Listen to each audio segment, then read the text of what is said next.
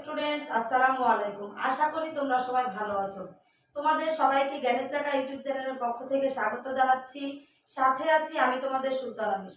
আজকে তোমাদের আমি পঞ্চম শ্রেণীর অধ্যায় 9-এর 4 এবং 5 নাম্বার অঙ্কটা সমাধান করে দেখাবো। তো চলো আমরা বোর্ডে আগে অঙ্কগুলো তুলে নিই। তাহলে এখানে দেখো 4 নাম্বার অঙ্ক কি আছে। 4 নাম্বার অঙ্ক হচ্ছে, আগে আমি অঙ্কটা লিখে নিই।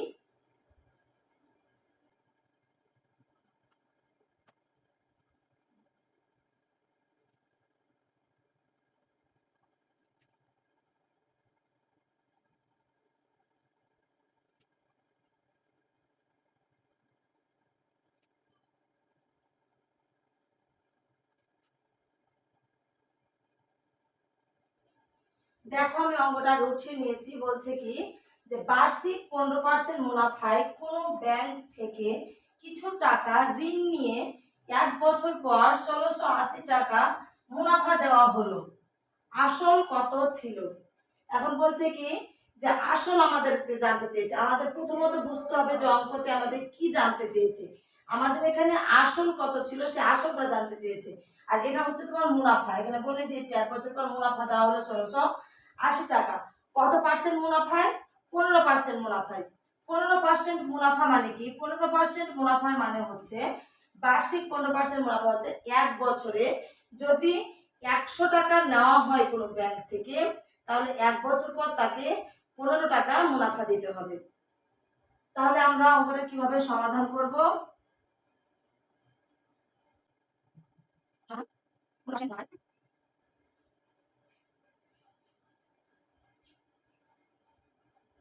তাহলে আমরা লিখবো 15% মুনাফায় আসল 100 টাকা হলে মুনাফা হবে 15 টাকা।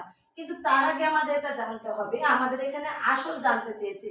তাহলে আমরা সব সময় জানি যে যে জিনিসটা জানতে চাই সেটা আমাদের বাম পাশে লিখতে হয়, না সরি ডান পাশে লিখতে হয়। যে জিনিসটা জানতে চাই সেটা আমাদের ডান দিকে লিখতে হয়, আর যেটা জানতে চাওয়া হয় না সেটা আমরা বাম দিকে লিখি। তাহলে আমার যেহেতু এখানে আসল জানতে চেয়েছে, তাহলে আমি চেষ্টা করবো আসলকে এদিকে লেখার। তাহলে 15% মুনাফায় আমরা লিখতে পারি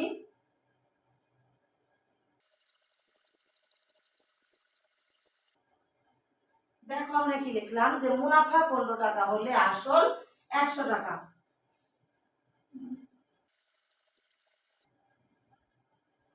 1 টাকা হলে কত টাকা এবং হচ্ছে মুনাফা কত হয়েছিল? 1680 টাকা।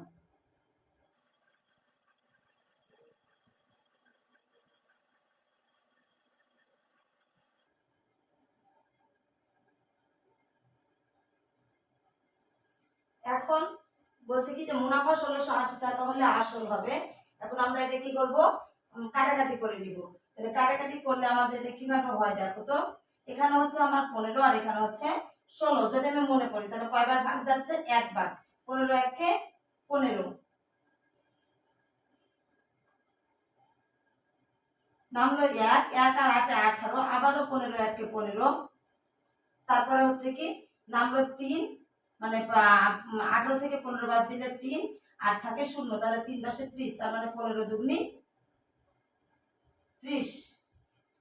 তাহলে এখন আমাদের এটাকে এর সাথে গুণ করে নিতে হবে। তাহলে কত হবে? 112। আর এখানে আছে 100, তাহলে 112 একে 112, আর সামনে পেছনে কয়টা শূন্য আছে? 2টা শূন্য।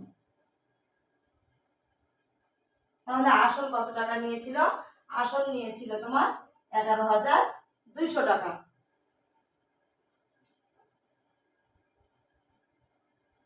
তাহলে হচ্ছে উত্তর।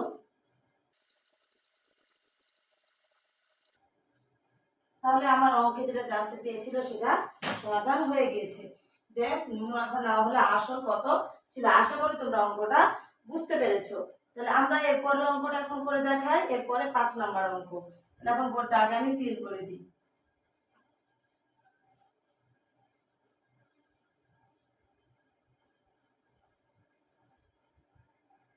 এখন আমরা 5 নাম্বার অঙ্কটা করে দেখাবো। তো 5 নাম্বার অঙ্কটা আগে আমি বোর্ডে উঠিয়ে নিই।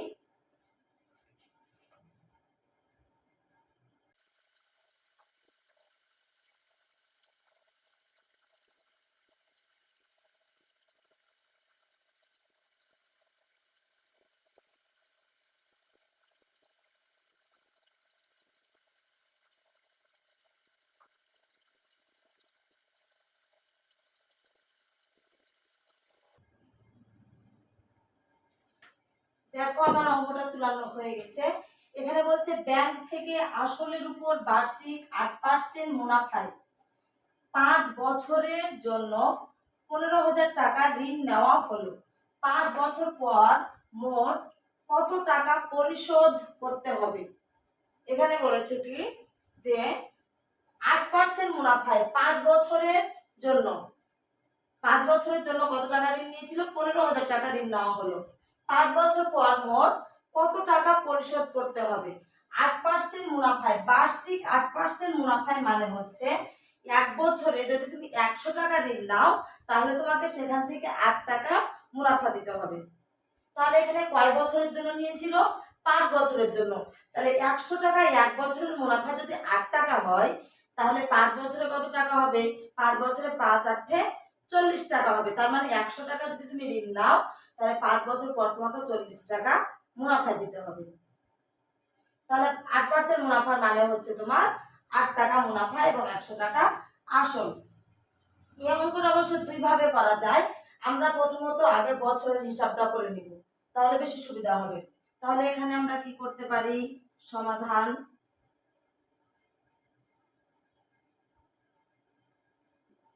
আচ্ছা, তাহলে এই অঙ্কটা দেখো, এই অঙ্কটা কিন্তু দুই ভাবে সমাধান করা যায়। আমরা কি করব? আগে আমরা এক বছরের হিসাব বের করে নিব। এক বছরের হিসাব যদি আমরা আগে বের করে নিই, তারপরে 5 দিয়ে গুণ করলে আমাদের মুনাফাটার হিসাব আমরা পেয়ে যাব। তাহলে আমরা এখানে কি করব? বার্ষিক 8% মুনাফায়। তাহলে দেখো যে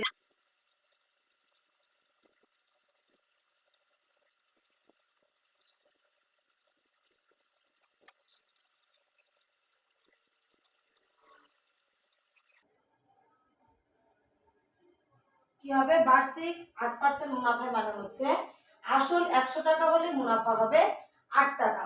তাহলে এখন হচ্ছে কি আসল 1 টাকা হলে মুনাফা হবে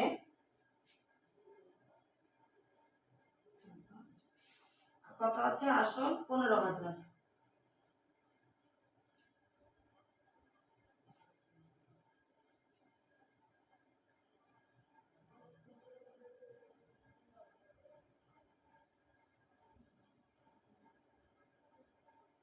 এখন আমাদের কাটাকাটি করতে হবে। দেখো এখানে হচ্ছে তোমার 100 কে 100, 15 উঠে দেবে উপরে, আর দুইটা শূন্য বাদ একটা শূন্য ধরে 150। তাহলে 150 কে 8 দিয়ে গুণ করলে কত হবে? 0 গুণ 0, 5 8 40 এর 0, হাত থাকলো 4, 8 এ 8 4 হচ্ছে 12। কত টাকা? 1200 টাকা, মানে 1200 টাকা। এটা কিন্তু তোমার এক বছরে, এই হিসাবটা হচ্ছে এক বছরের মুনাফা। এখন বলেছে কি যে 5 বছরের জন্য এত টাকা ঋণ নেওয়া হলো, 5 বছর পর মোট কত টাকা পরিশোধ করতে হবে? তাহলে এক বছরের মুনাফা যদি আমার 1200 টাকা হয় তাহলে 5 বছরের মুনাফা আমার কত টাকা হবে? তাহলে আমি উপরের অংশটা মুছে দিই, তাহলে আমার অঙ্কটা সুবিধা হবে। নিচে আমার জায়গা নেই, আমি শুধু একটু রাখি।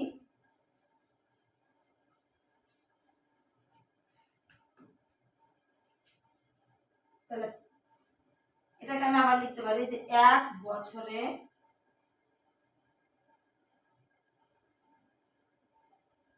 মুনাফা হবে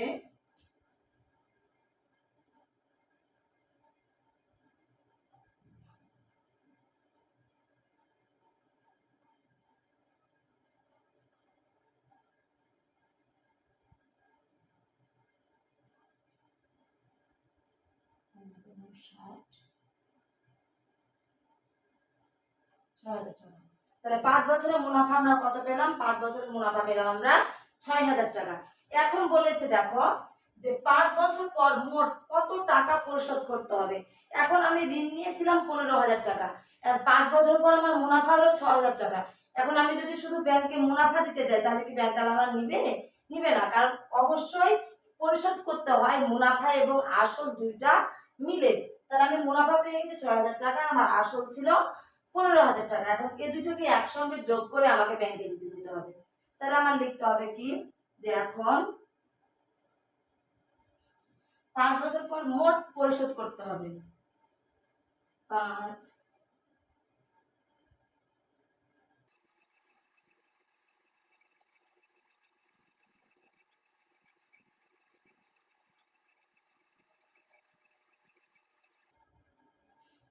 কত হবে 3টা শূন্য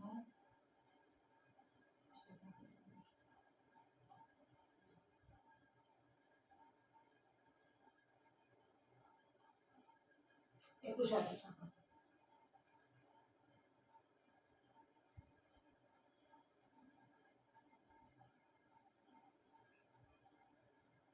তাহলে 5 বছর পর আমাকে 21,000 টাকা পরিশোধ করতে হবে।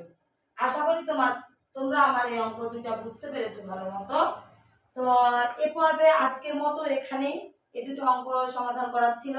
আবারও দেখা হবে আগামী পর্বে। তারপরে দুটো অঙ্ক আমি তোমাদের সমাধান করে দেখাবো। এ পর্যন্ত তোমরা ভালো থেকো, সুস্থ থাকো। আল্লাহ হাফেজ।